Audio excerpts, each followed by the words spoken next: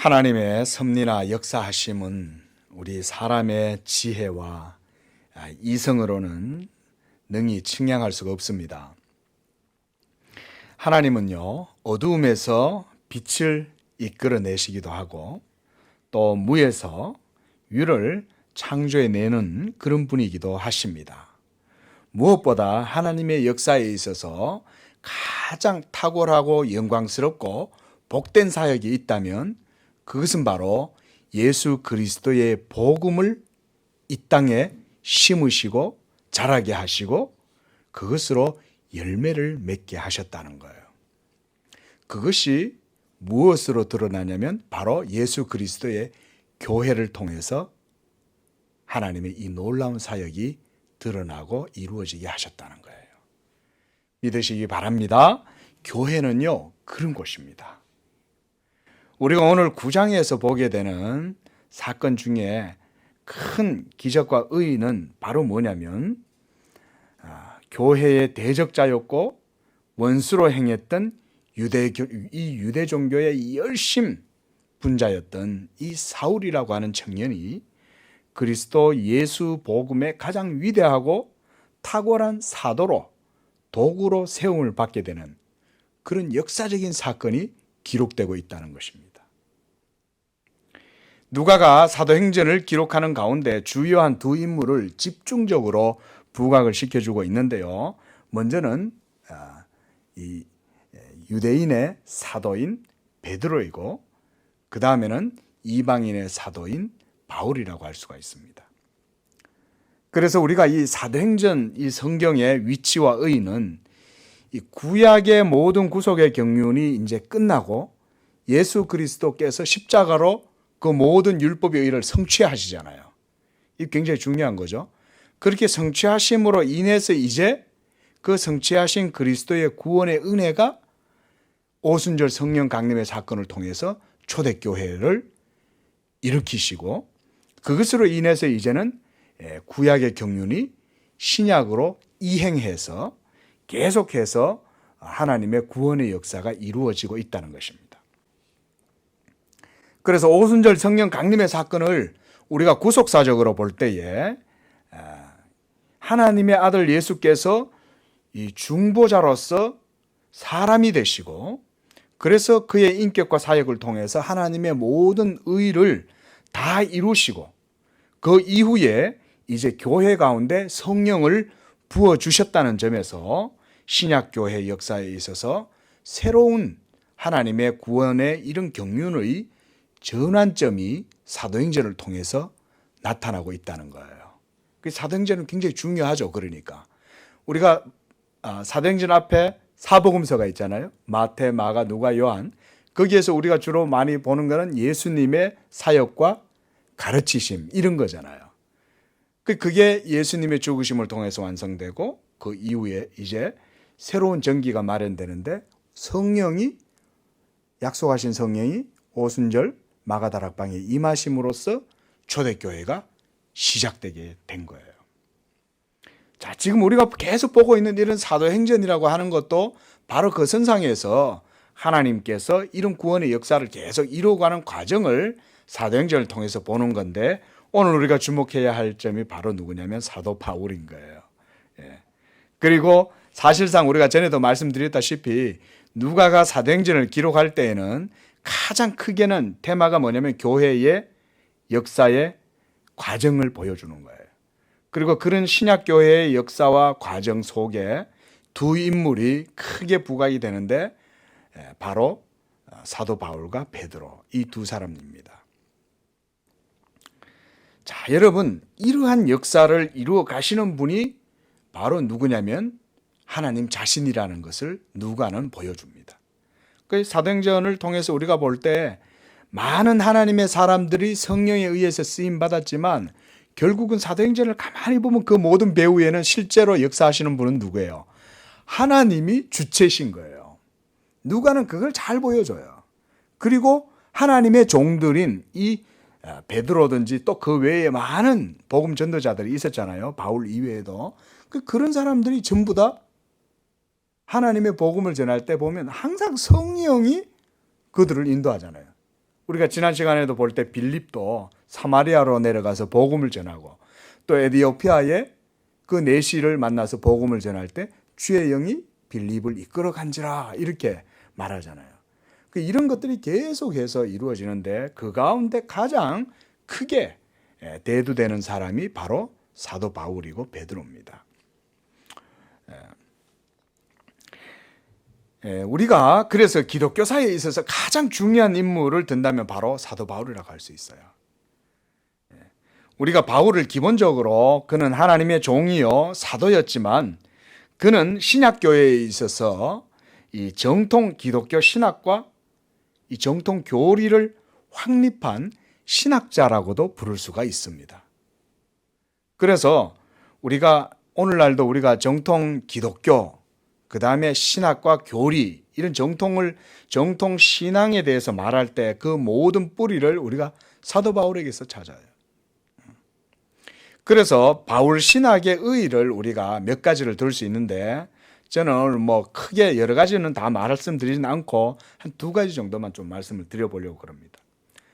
그 중에 가장 중요하다고 할 수 있는 것은 뭐냐면 그 당시까지 율법이 이스라엘 종교와 팔레스타인 그 지역에만 국한되어 있었잖아요. 그 이스라엘의 하나님 여호와를 섬기는 유대 종교는 예루살렘과 이스라엘 지역을 넘어서기가 어려웠잖아요. 그죠? 그 이방인들이 이 유대교에 함부로 들어올 수 없었어요. 들어오려면 율법의 규례대로 다 해야 되고 또 이 유대 종교는 이스라엘에게만 하나님의 택한 백성 이스라엘에게만 국한되는 것으로 여겨졌는데 이제 그것이 예수 그리스도의 복음으로 인해서 전 세계로 퍼져나가게 되었다는 거예요. 특히 바울이 이러한 하나님의 구원의 경륜과 그 기원을 어디에서 찾냐면 아브라함에게 하나님께서 하신 그 언약에서 찾았다는 것입니다. 그래서 우리가 사도 바울의 글들을 쭉 읽어보면 사도 바울이 복음을 항상 설명할 때 그 복음의 기원을 어디서 찾냐? 하나님과 아브라함 사이에 맺어진 언약에서 항상 그것을 찾았어요. 굉장히 중요한 거죠. 이거는 물론 유대인들에게도 복음을 변증하기 위해서 이 아브라함을 인용을 한 것일 수도 있겠지만 사실은 그것보다 더 큰 의미는 하나님이 아브라함에게 이미 복음을 전했던 거예요. 벌써. 그래서 이 아브라함에게 주신 그 언약 자체가 바로 뭐냐면 예수 그리스도의 복음이었다. 이렇게 갈라디아에서 설명을 하고 있어요. 그런 걸 볼 때 이 아브라함은 이미 예수 그리스도의 복음을 알았다는 것을 우리가 알 수 있죠. 그리고 우리가 아브라함이 어떻게 하나님 앞에 의롭다함을 얻었습니까? 할례를 받아서 의롭다함을 받은 게 아니죠. 할례를 받기 전에 이미 아브라함이 여호와를 믿으니 이를 하나님이 그의 의로 여기셨다. 이렇게 말씀하죠. 이렇게 아브라함에게 하신 그 약속이 이제는 예수 그리스도로 말미암아 성취되었다는 점을 사도 바울은 구속사적으로 해석을 해주고 있는 거예요. 이게 우리 바울이 복음을 설명할 때 아주 중요한 주제 가운데 하나였어요. 그 다음으로는 어쩌면 이게 더 중요할 수도 있고 다 똑같다고도 볼 수 있는데요. 예수 그리스도께서 십자가의 고난과 죽으심을 통해서 구약의 모든 율법의 규례들을 폐하시고 또 율법의 근본 정신이나 율법의 그 본질을 그리스도께서 자기의 몸으로 십자가에 하나님 앞에 다 드리심으로 희생제물로 드리심으로써 모두 성취하셨다는 거예요. 우리가 구약의 율법 의식법들은 우리가 더 이상 지키지 않잖아요. 그죠? 가령이들 절기도 안 지켜요. 그죠? 77절이든지 맥추절이든지 장막절이든지 이런 거 안 지킵니다. 그렇죠? 절기 안 지켜요. 더 이상. 유월절도 안 지킵니다. 심지어 안식일조차도 구약의 율법대로 지키는 그 안식일은 우리가 지키지 않습니다. 그렇죠? 우리는 하나님 앞에 모여 예배드릴 때 언제 예배드립니까? 사베스데이가 아니고 롤드스데이, 그렇죠? 주일날 예배드리잖아요. 안식 후 첫날, 안식일날 바로 다음 날 새벽에 주님이 부활하셨는데 그때를 우리가 기점으로 해서 주일이라고 부르면서 그날 모여서 예배를 드리는데 그 예배도 안식일처럼 드리는 거 아니죠, 그렇죠? 우리 안식일처럼 주일날 예배 드리면 율법에 걸릴 사람 많아요, 그렇죠? 뭐 모두 다 걸리죠. 안식일에 주일을 안식일이라고 그래버리면 주일날 일하면 안 돼요, 그렇죠? 돈벌이도 하면 안 되고 놀러도 가도 안 되고 집에서 TV 보는 것도 안 돼요. 예? 끝나고 집에 가면 얼마나 재밌는 TV 프로그램들 많이 해요, 그렇죠? 그런 것도 보면 안 되는 거예요. 엄밀한 의미에서 율법으로 하자면. 그러니까 그런 율법은 이미 다 폐해진 거예요. 그다음 할례를 받습니까? 할례도 안 받죠.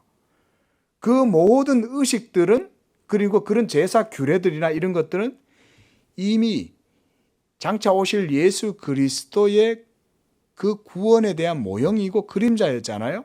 그 예수님이 그걸 다 이루셨기 때문에 더 이상 그런 게 필요가 없는 거예요. 그런 건 다 폐해졌습니다. 자, 도리어 율법의 근본 정신은 그리스도의 부활과 이 성령의 임재 사건을 통해서 이제 그 궁극적으로 율법이 성취가 된 거예요. 자, 하나님께서 이스라엘 백성들에게 율법을 주셨을 때 그 율법을 주신 목적과 하나님의 의도가 뭐였겠습니까? 이스라엘 백성들을 행복하게 하고 그들에게 생명을 주고 그들을 자유하게 하고 이런 의도였겠죠, 그렇죠?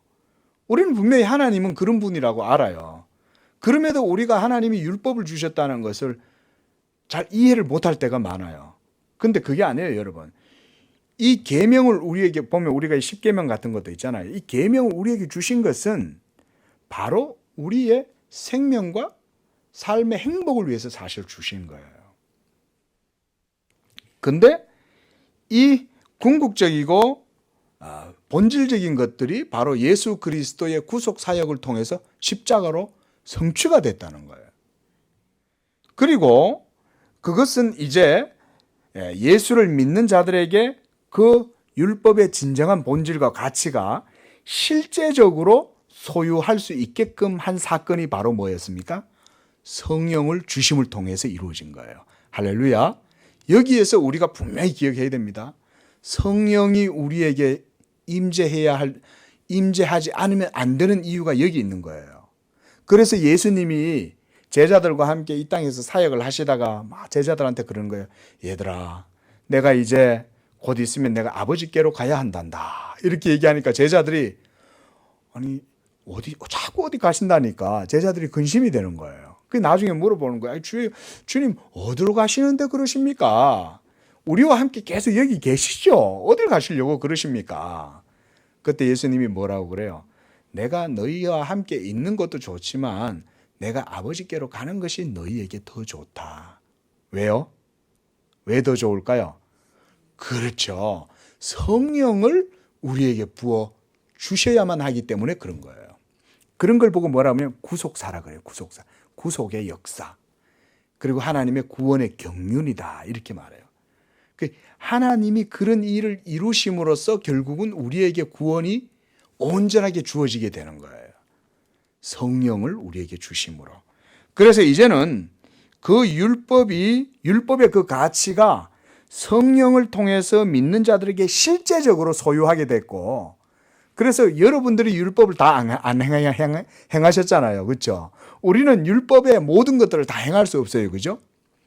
우리가 행한 것이 아님에도 불구하고 성령을 주심으로 말미암아 예수께서 행하신 그 모든 율법에 대한 순종의 의가 우리가 행한 것으로 여겨지는 거예요. 어떻게? 하나, 예수 그리스도를 믿음으로. 할렐루야. 이게 복음이에요.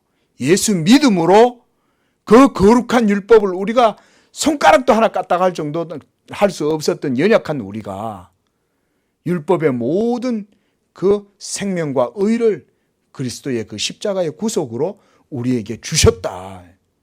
그리고 그것을 성령으로 우리의 것이 되게 해 주셨다. 그러니까 성령 주시는 것이 그래서 굉장히 중요하다. 제가 늘 강조하잖아요. 그죠? 성경은 그래서 성령 주심을 하나님의 궁극적인 약속의 성취라고 말해요. 예수님이 이 땅에 오신 이유도 우리에게 뭘 주시려고 하신 거예요?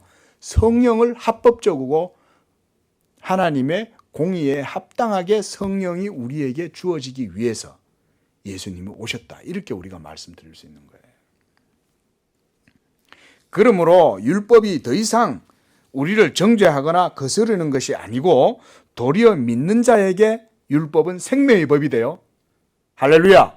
이거 분명히 믿어야 됩니다. 굉장히 중요합니다.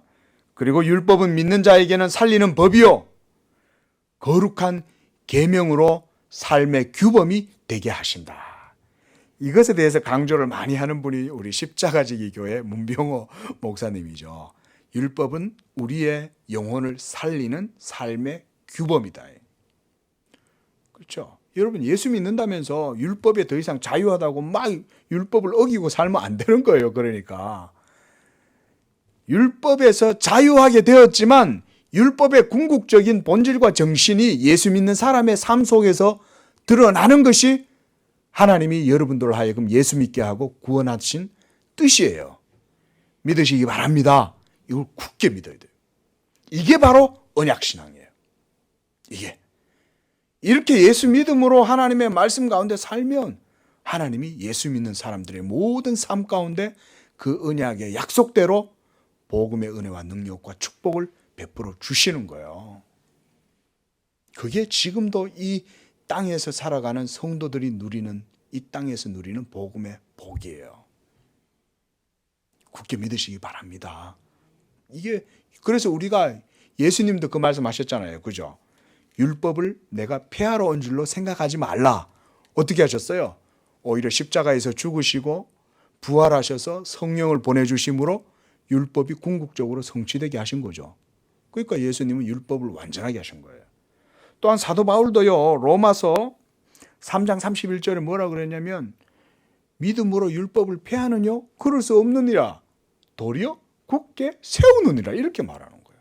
이걸 우리가 주목 잘해야 돼요. 이걸 다 주의해야 됩니다.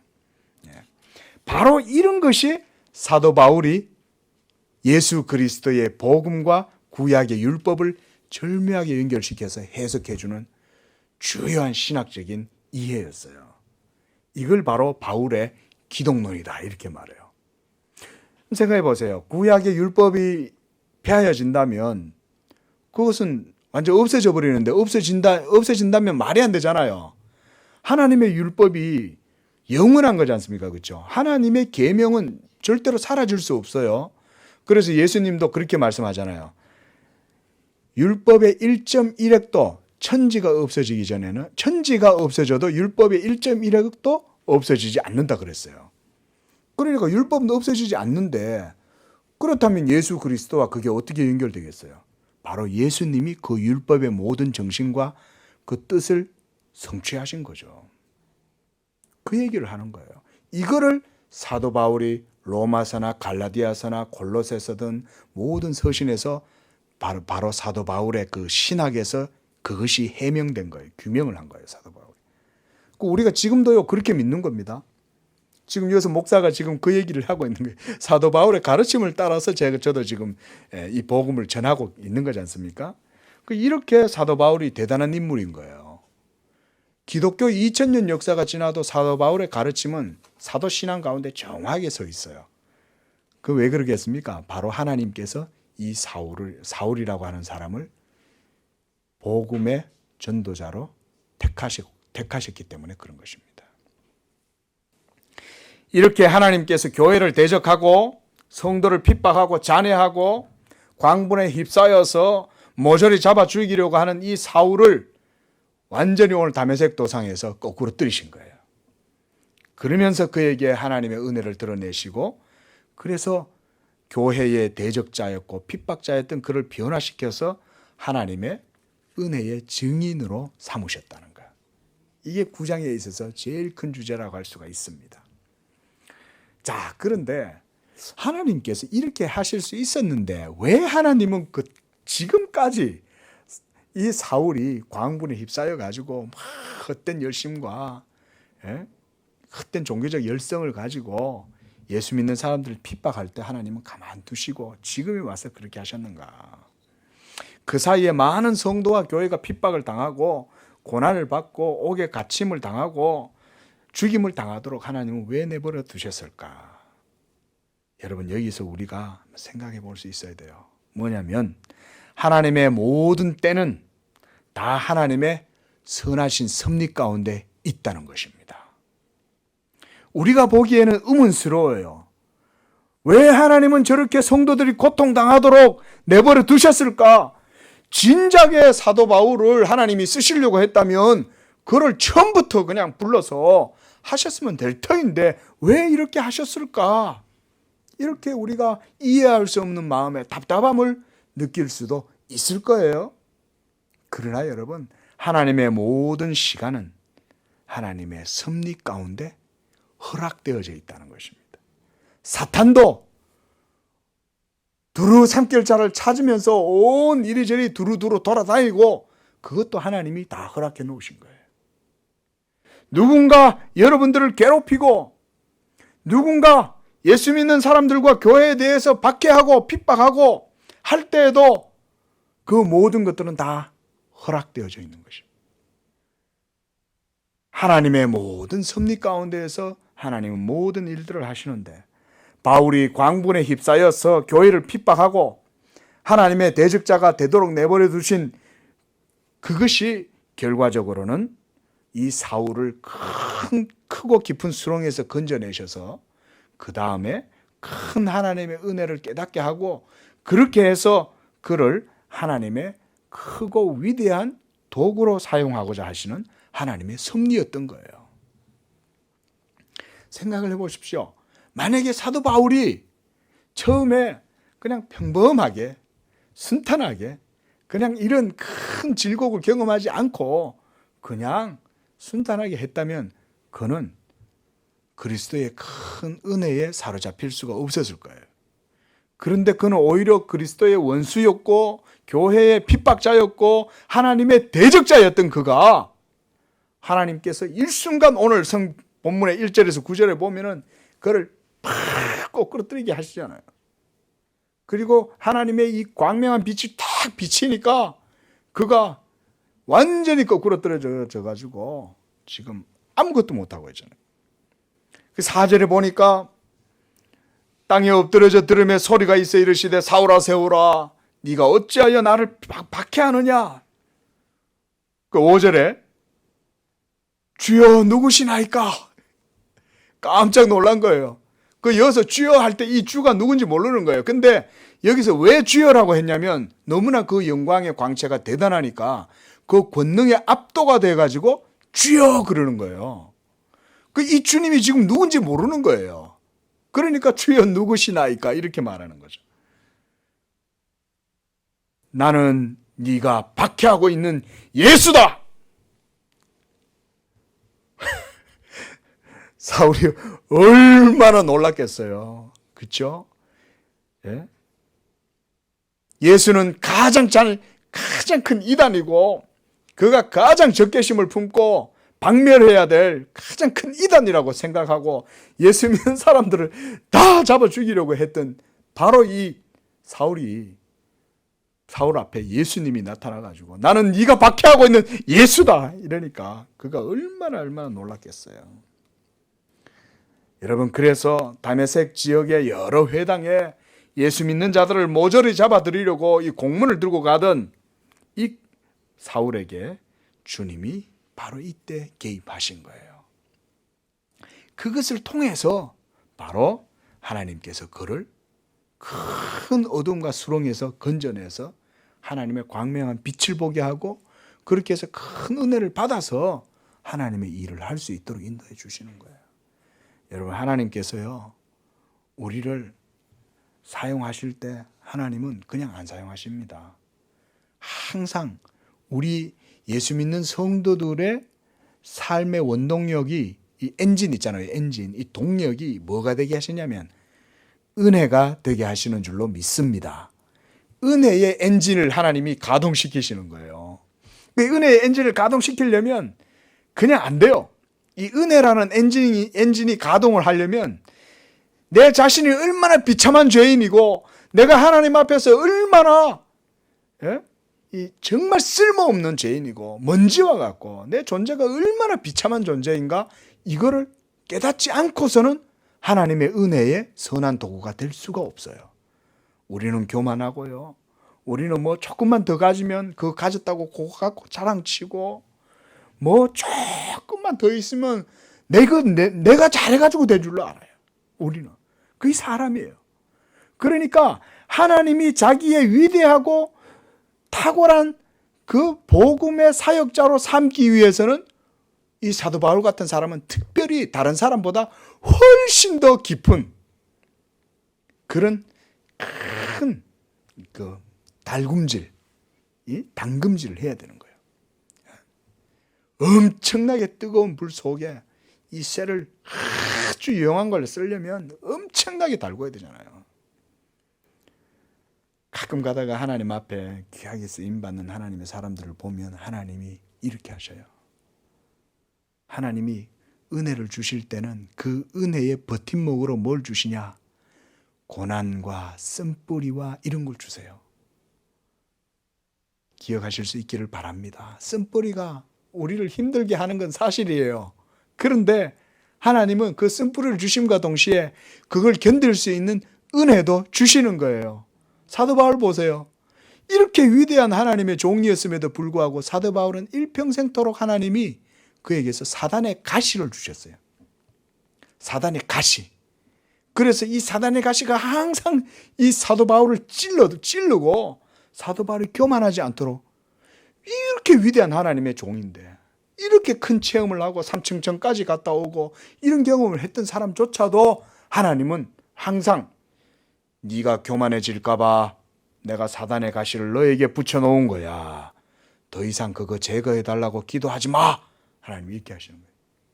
주여 이 사단의 가시를 내게서 좀 가져가 주세요. 제가 이게 있으니까 너무 힘듭니다. 하나님이 그렇게 말씀하셨죠. 내 은혜가 너에게 족한 줄 알아라. 더 이상 기도하지 말라.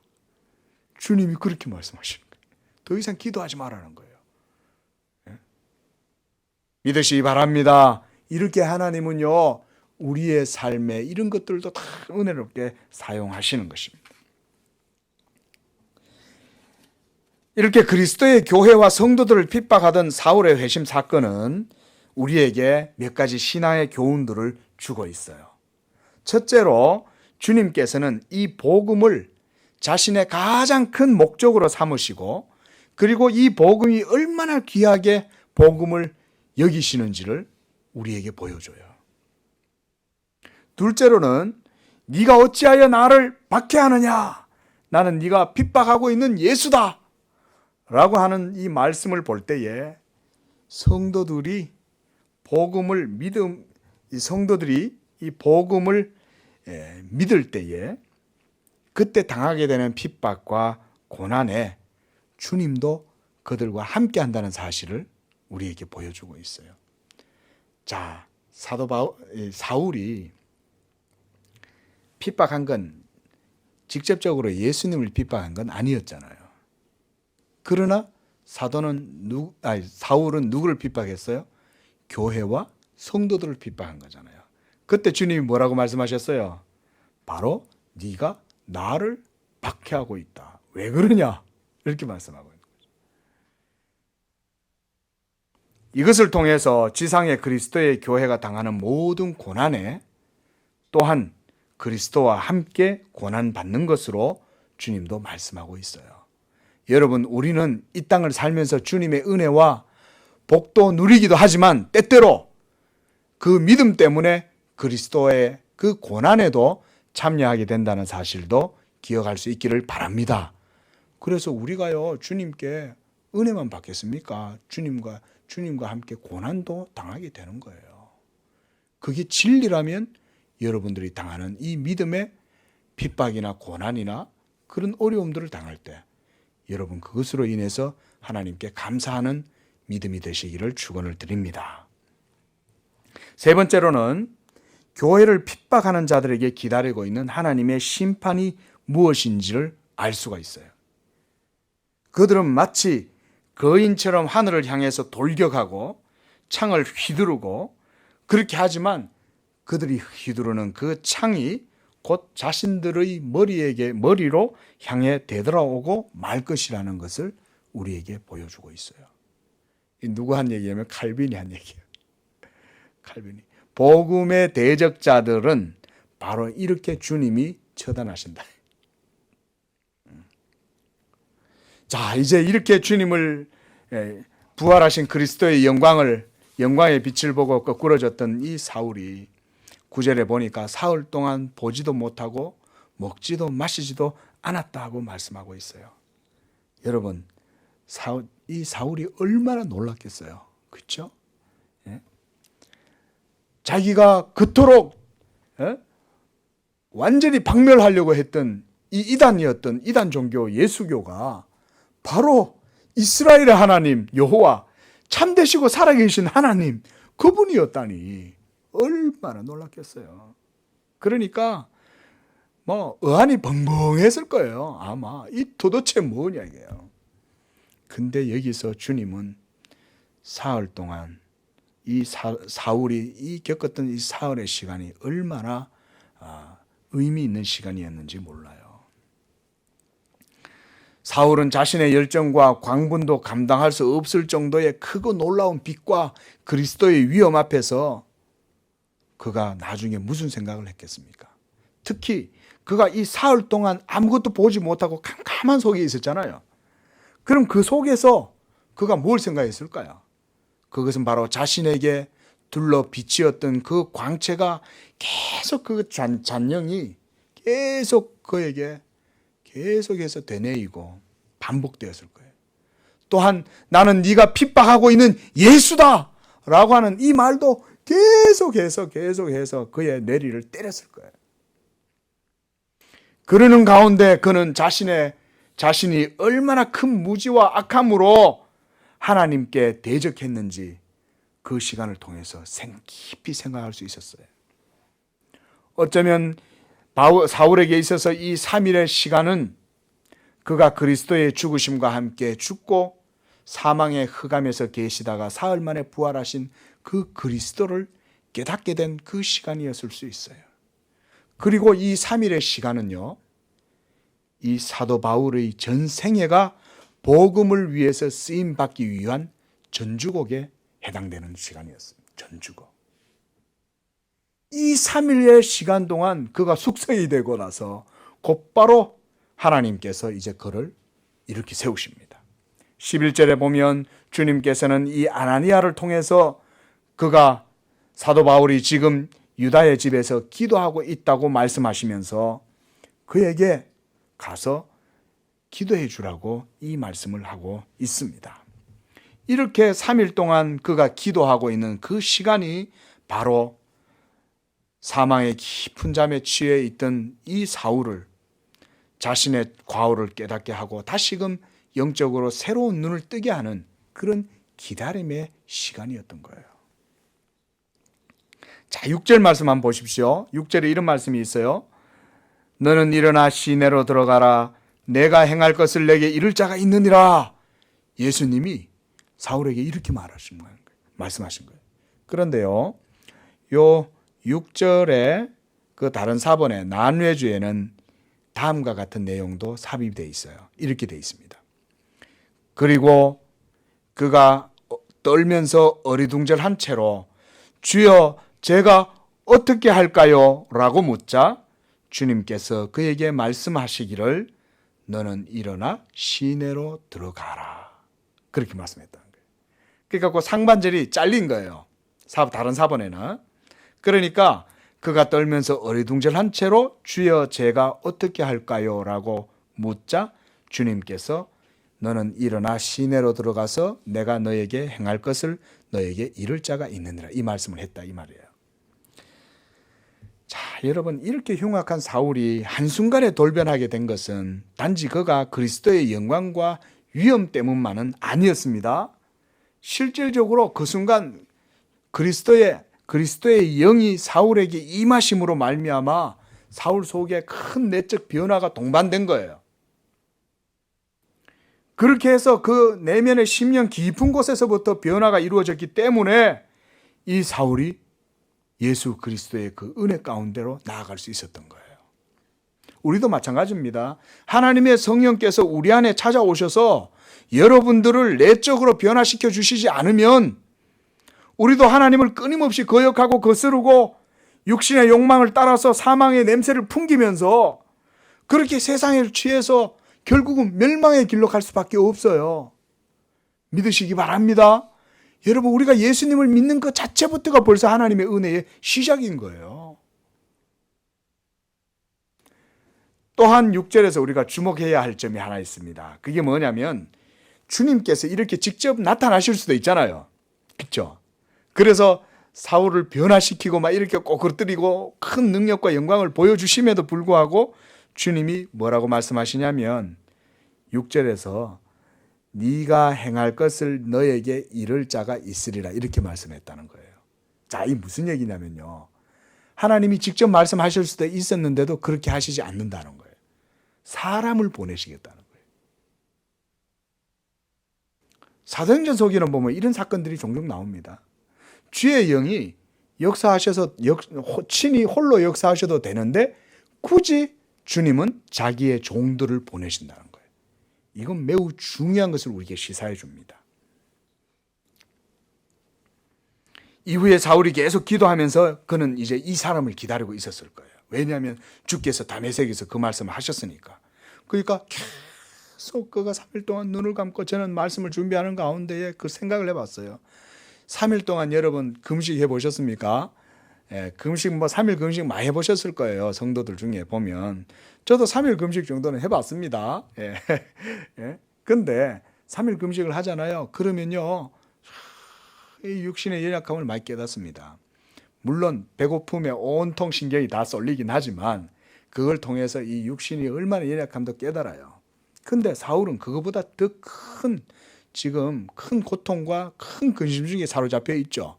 자기가 지금 했던 짓이 지금 이게 뭐냐 이거죠. 내가 지금까지 자기는 이게 맞다고 확신하고 행했는데 지금까지 이 무지하고 어리석게 하나님을 대적하고 이렇게 행했으니 자기가 얼마나 큰 과오를 범했나 이런 거를 아마 그가 깊이 생각을 했을 거예요. 그러면서 그는 누구를 기다리고 있었냐면 아나니아라고 하는 사람을 기다리고 있었던 거예요.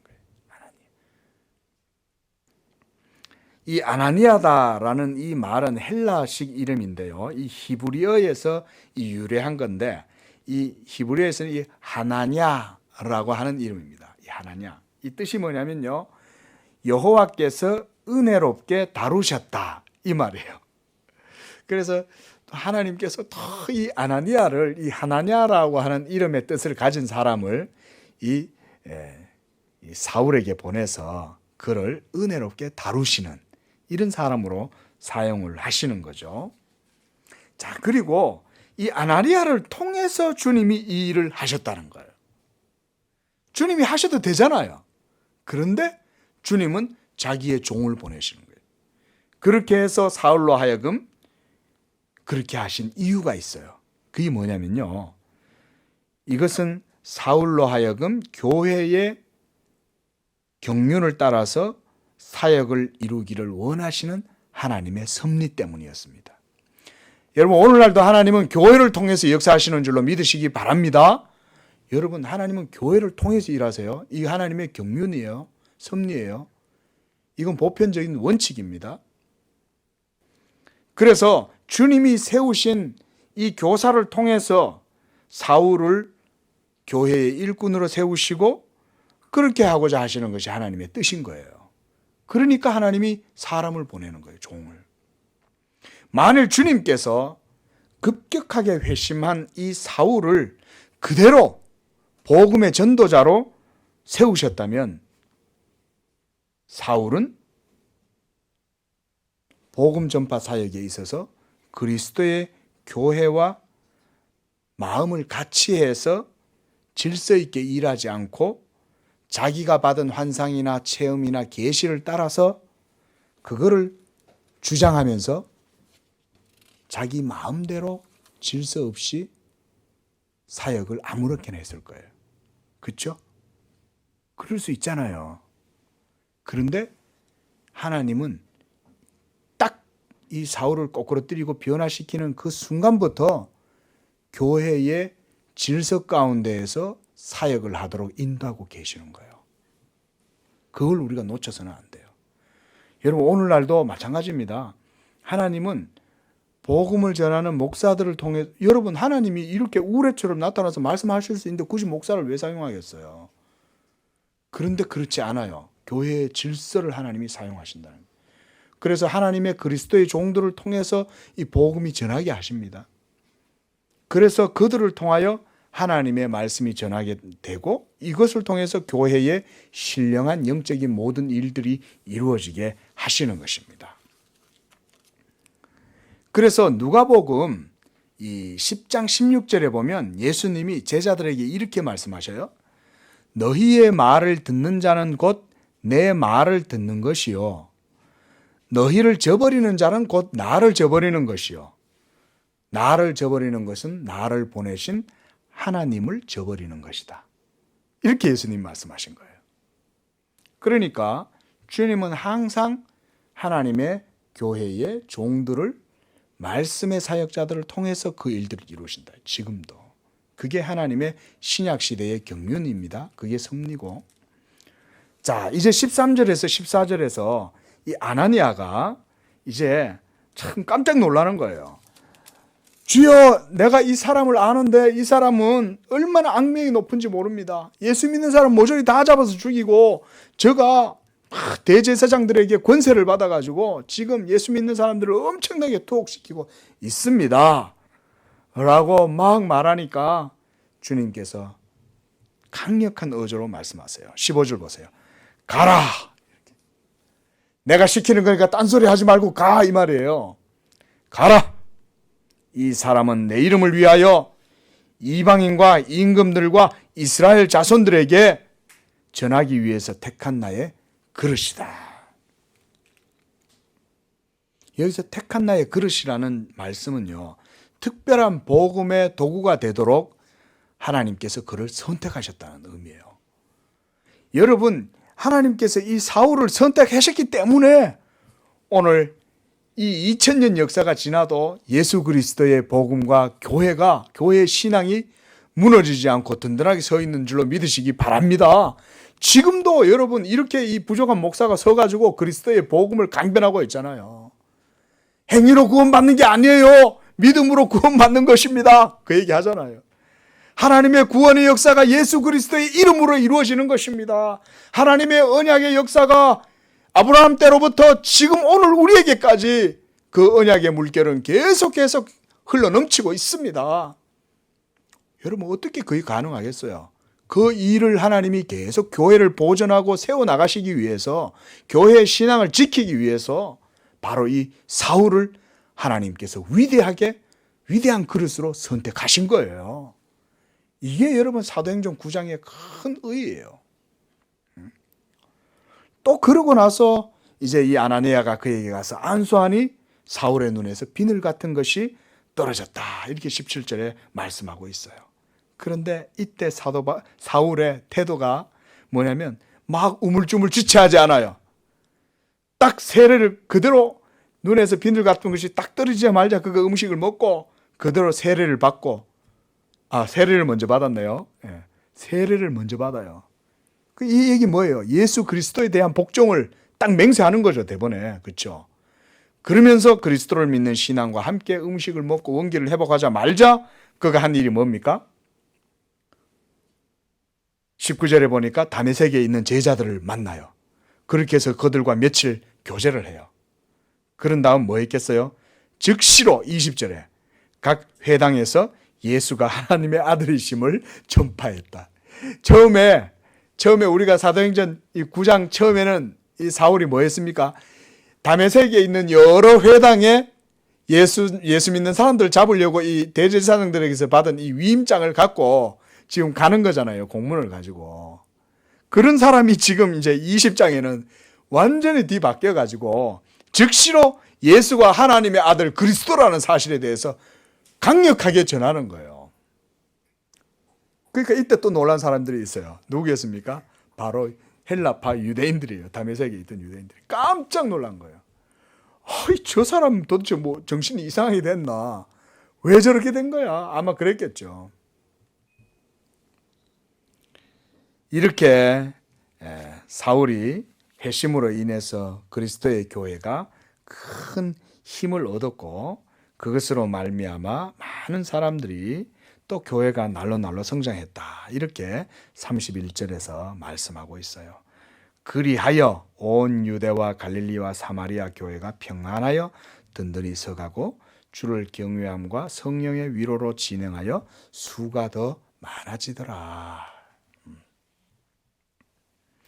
동시에 이제 누가는요, 이제 32절부터 43절에 또 누구를 언급하냐면 베드로를 언급하고 있습니다. 자, 이렇게 누가복음 속에는 베드로와 사도 바울의 사역이 항상 이게 같이 병행이 되고 있는 걸 볼 수 있어요. 자, 이걸 통해서 저는 이렇게 생각합니다.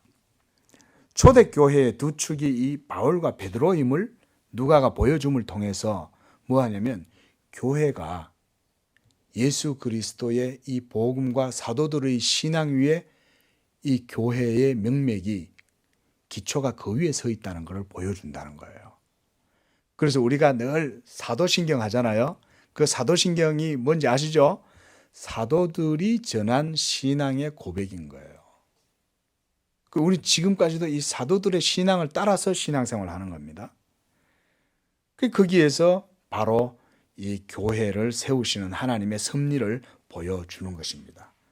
주님이 여러분 교회를 어떻게 세워가는지 이 사도행전을 통해서 보여주시는 거예요. 이게 지금까지 이 교회가 계속해서 인류 역사 가운데 2000년 동안 보존되고 하나님이 섭리하시는 거예요.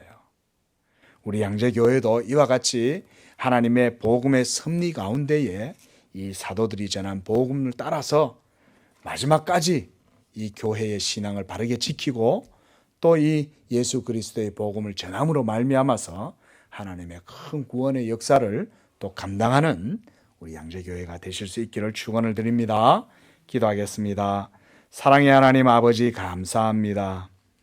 오늘 이렇게 사도행전 9장의 말씀을 통해서 하나님께서 교회를 어떻게 세우시고 지키시고 또 인도하시는지를 보았습니다. 특별히 하나님께서 자기의 종들을 세우셔서 그들에게 말씀을 부탁하시고 그들로 하여금 말씀을 증거하심으로 하나님의 교회와 신앙이 날마다 든든히 서가게 하심을 봅니다. 우리 양재교도 이와 같이 예수 그리스도의 복음의 사역을 힘써 열심히 감당할 때에 구원받는 자의 수가 많아지게 하시고 예수 그리스도의 복음과 그리스도의 교회가 더욱 번성하고 날마다 주의 교회가 크게 확장되고 나아가는 그런 복된 역사가 있게 하여 주시옵소서. 거룩하신 예수님의 이름으로 기도드립니다. 아멘.